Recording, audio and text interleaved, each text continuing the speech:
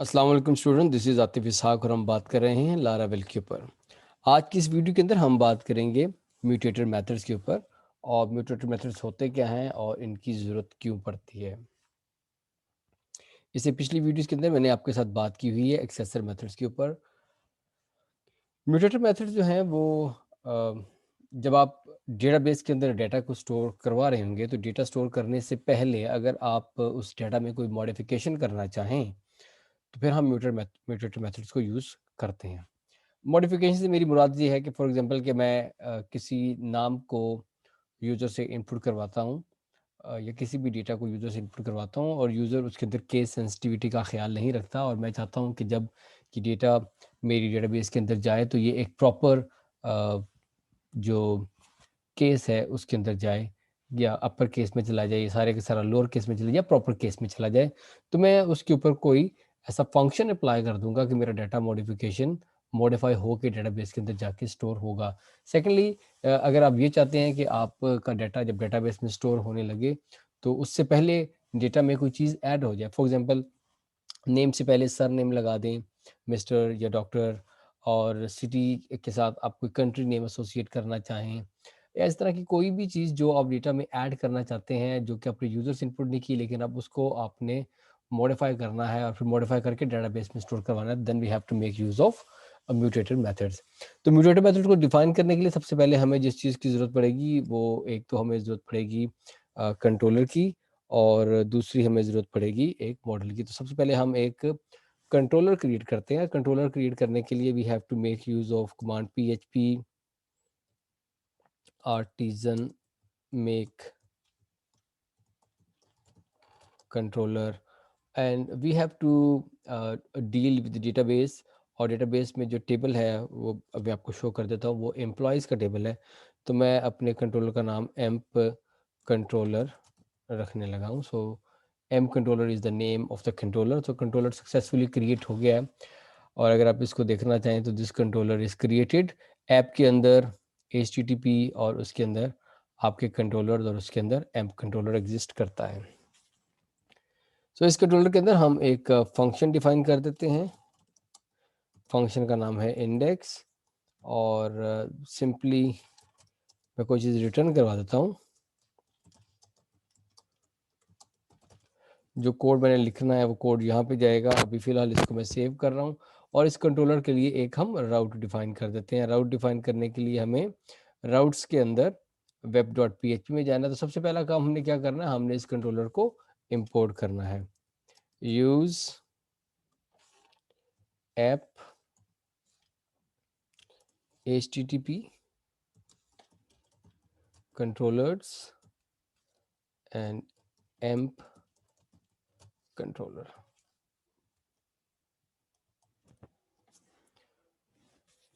Then you have to define the route colon get. The first is by URL, for example इसका नाम मैंने emp रख दिया, and the second is the controller class.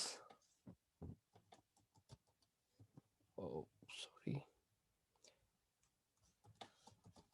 class, and the second element is the name of the method, that is index, कि जिसको हम call करना चाह रहे हैं।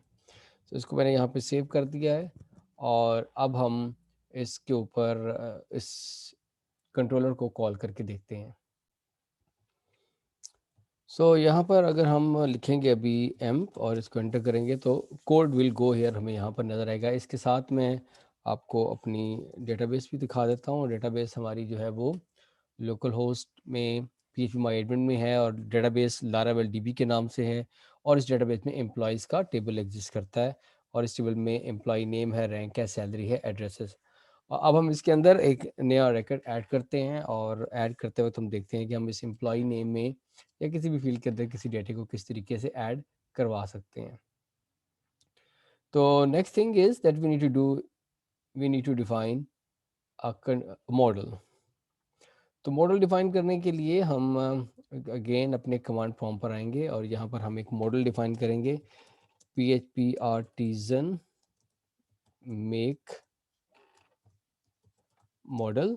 और चूंकि मेरा नाम टेबल का नाम एम्प्लॉयज है तो मेरे मॉडल का नाम एम्प्लॉय होगा। So we are using singular and plural convention.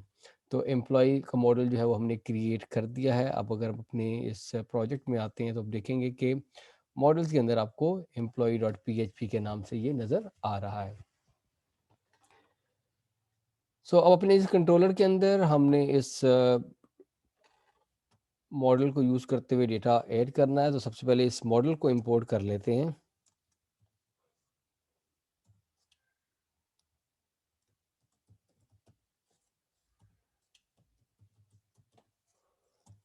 सो मैंने इस मॉडल को इंपोर्ट कर लिया। Next thing that we need to do is कि अब हम यहाँ पर इस मॉडल का एक इंस्टेंस क्रिएट करते हैं $emp, इसका एक वेरिएबल है is equals to new employ. और एम्प्लॉय में जैसा कि मैंने आपको बताया था कि जो फील्ड्स थी वो थी emp अंडरस्कोर नेम, और इसको हम इक्वल कर देते हैं फॉर एग्जांपल शाहिद $emp। और एक जब हम फील्ड्स के नाम को चेक कर लेते हैं फील्ड्स कौन कौन सी हैं, तो एम्प नेम है, रैंक है, सैलरी है और एड्रेस है। रैंक, सैलरी और एड्रेस।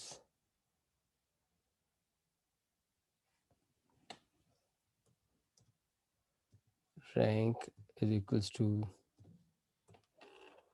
For example manager.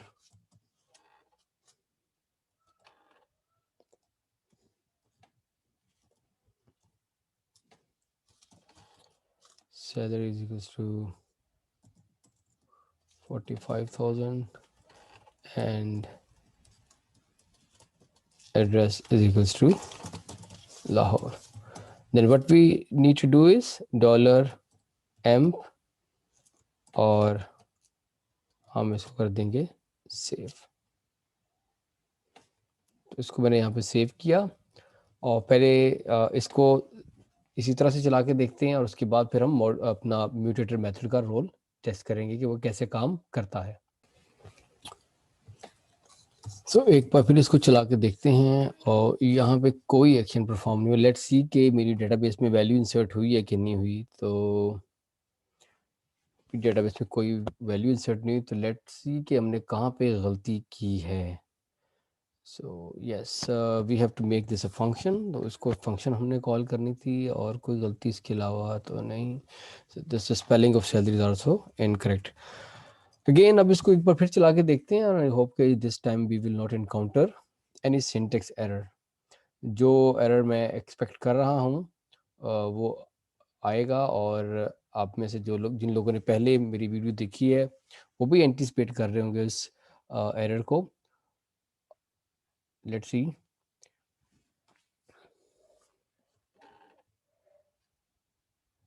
सो यहाँ पर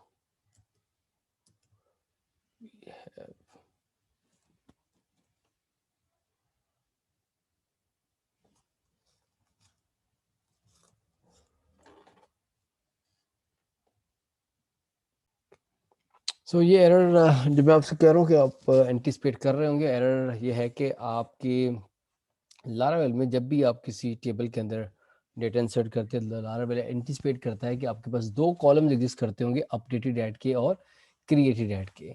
लेकिन चूंकि हमारे टेबल के अंदर ये कॉलम एग्जिस्ट नहीं करते हैं, तो हम जो काम कर सकते हैं, हम इस टाइम स्टैम्प को ऑफ कर सकते हैं। उसके लिए मैं अपने मॉडल में जाना पड़ेगा और मॉडल में आके we have to define here public $time stamps is equals to false। और इसको मैं यहाँ पर सेव कर देता हूँ। एंड देन जब हम इसको आके दोबारा से चलाएंगे और अब इसको रिफ्रेश करेंगे तो मेरा डेटाबेस के अंदर वैल्यू जो है वो इंसर्ट दिस टाइम हो चुकी होगी। So you can say that Shahid manager 45,000 Lahore is added. सो ये वो बातें जो मैंने पहले की हुई हैं। No, moving back to the today's concept जो हमने आज लर्न करना है वो ये है कि हमने म्यूटेटर मेथड लिखने हैं। तो अब मैं यहाँ पर एक मेथड ऐड करने लगा हूँ, and that method is public function set emp name attribute and dollar value is the parameter, and what we will do, return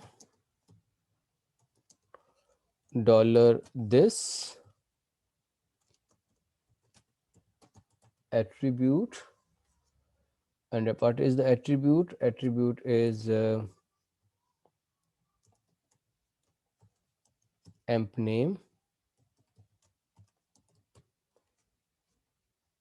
is equals to, for example, we want to add some surname Mr. concatenated with dollar val. So अब इसको check करते हैं कि कैसे काम करेगा। Okay, एक हम कर लें, क्योंकि ये स्ट्रिंग है तो इसको मैं ज़रा सिंगल कोट में कर लूँ। No it's okay mister. और अब हम इसको एक बार चला के देखते हैं उसी डेटा के साथ जो डेटा हमने पहले इसके अंदर सेट किया। तो मैं इसको दोबारा से रिफ्रेश करता हूँ। So this time we encounter an error, employees attribute has no effect. तो इस एरर को भी हम अभी ठीक कर लेते हैं कि ये क्यों। okay. इसका ए स्पॉट कर दिया एट्रीब्यूट। अगेन इसको दोबारा से चला के देखते हैं। This time we have some error.